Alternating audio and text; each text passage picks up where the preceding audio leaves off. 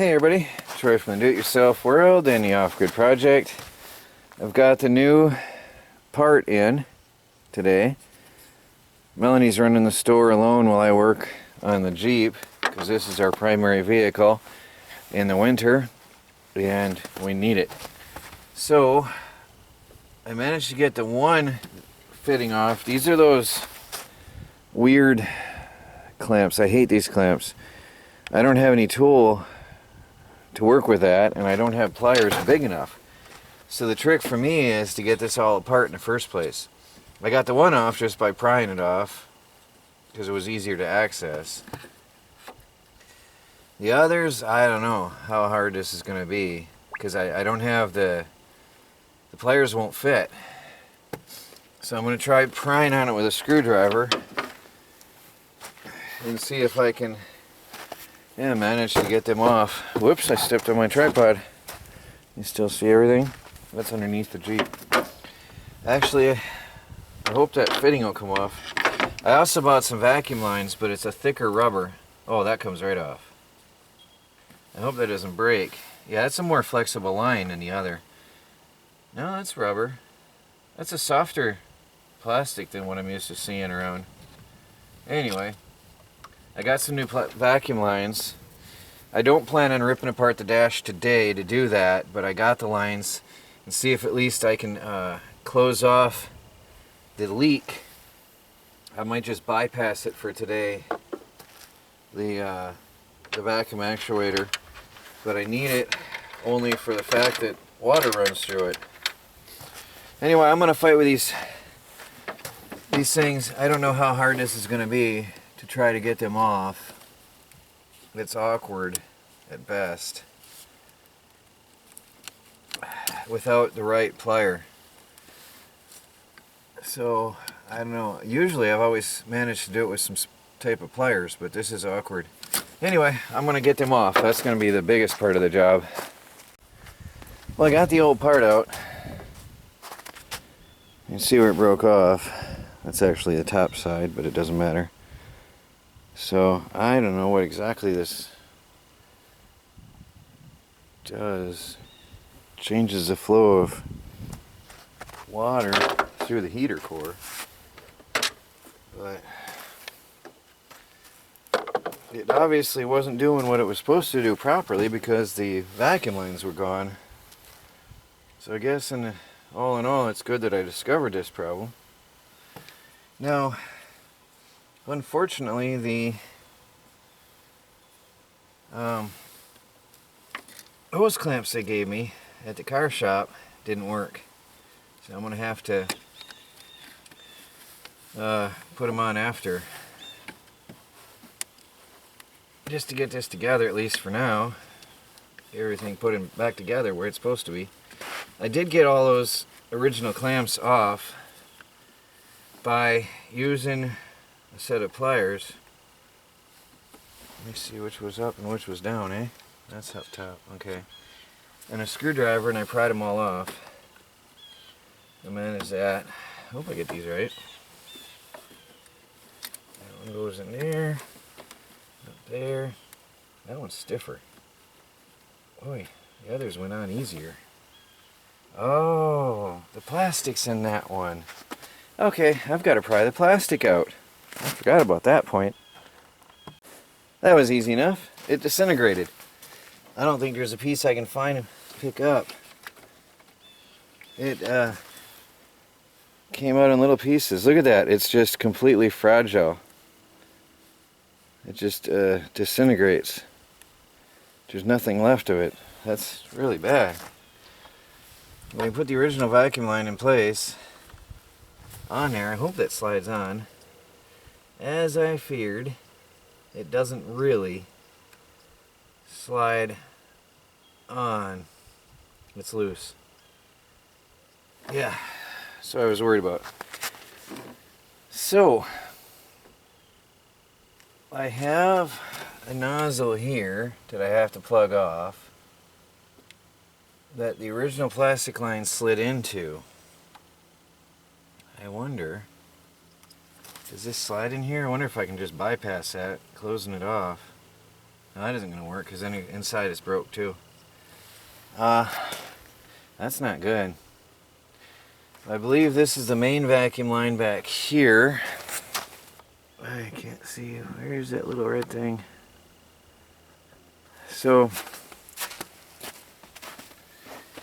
right here's the T where the old line used to go into, and it goes through the firewall right here. There's a piece of it down there. Ugh, it's disintegrating. And then this one comes off the valve, which is very floppy and loose, and goes on inside to the slider controls inside the dash. So now my situation is I've got to figure out, I think for now I'm going to plug this off because I just don't feel like taking that dash apart at this time. So let me see, this is just a rubber. Oh, I see. It's the same as that other piece. That's the end of what's left of that plastic nozzle. It's broke off inside. Or the plastic hose. It's broke off in there. That's all it's left.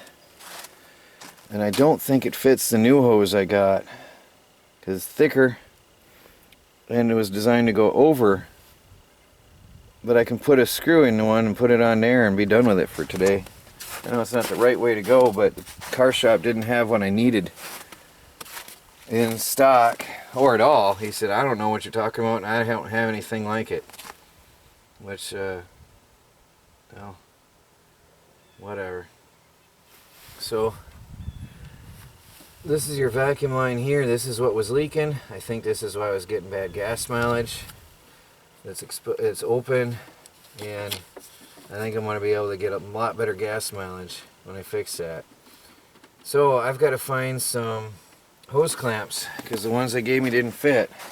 I just don't know about the guy that was there. The shop I go to is usually really good, but today was a different guy I've never seen before. Well, anyway. Alright, I'm going to get some hose clamps and I'll be back. Okay, I got some antifreeze. This is a 50-50 mix. I'm going to put in there. I'm going to start up the engine and I'm just going to keep filling it up into here as I go. The radiator I checked and it looks full, but that's going to change in a minute here. I didn't lose much water. And funny enough, I checked the radiator a few days ago and it wasn't low, although the overflow is. So I've got some 50-50 here. I've got to mix up. And then we'll start the Jeep and I'll keep filling that up as we go. By the way, I found some clamps here in my garage. They're not very good ones. It was in a big kit of 34 clamps. I'll check it for leaks when I run it. I've got to get it up to pressure and then keep an eye on it. But I haven't started this since I worked on it, so I don't even know what's the status here.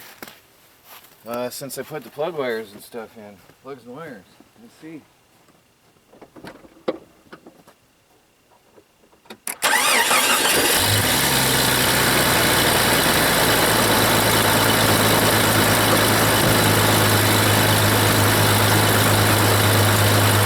Well, it runs. Now I've got to watch the cooling system. So I'm just going to top that off as we go. I'm going to let that warm up and check and make sure the system is filled properly and all the air bubbles are out. And that's it. By the way, I've got to plug that leak. I hear it. I don't know if it affects the engine. I can't hear with my head in here. There's air bubbles coming through right now.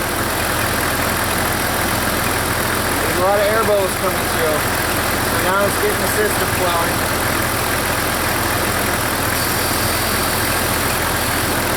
That's the air leak I was seeing. I gotta plug that.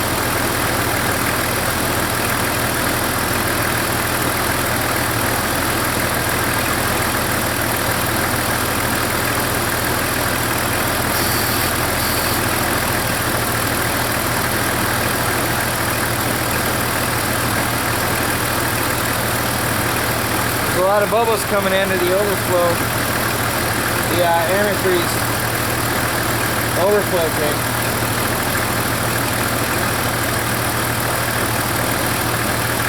still feel a mess.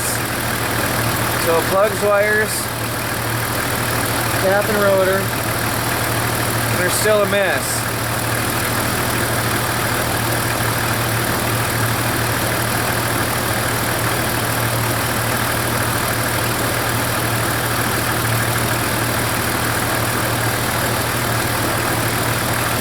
I gotta keep an eye on this.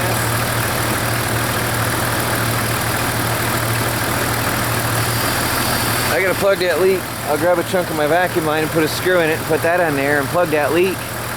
And we'll let her warm up. And I'm gonna keep an eye out for leaks in the hoses in the new work I just did. On all those clamps. And keep an eye on the overflow tank. Make sure that that's gonna settle up right. Make sure we got everything good. And yeah, we'll see how it goes. But they're still a mess. Put a piece of hose with a tight fitting nail in the end. That's all there is to it. I'll put that on and stop that leak. I hope it'll fit nice.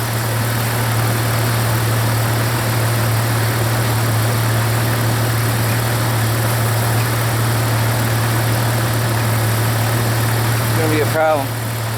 I'll do it off camera. No more vacuum leak. No more hissing noise. No more bubbling.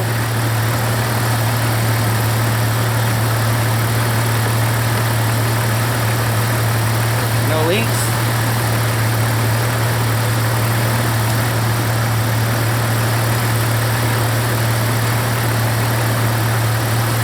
Looks good. Well guys, the Jeep runs, drives, and doesn't leak. So that's good. You know, from a distance it's a nice looking vehicle. Yeah, well, it serves us. It'll get us through the winter. The engine's strong, the tires are good, and it's getting us through. Four-wheel drive is nice to have. This is a really good vehicle to have. So, anyway, that's it for today on this. Didn't find any problems. So thanks for watching. Please like, subscribe, and share. And follow our videos as we strive to become fully self-sufficient. And part of that is repairing our own vehicles. And off the grid on a budget. Talk to you all later.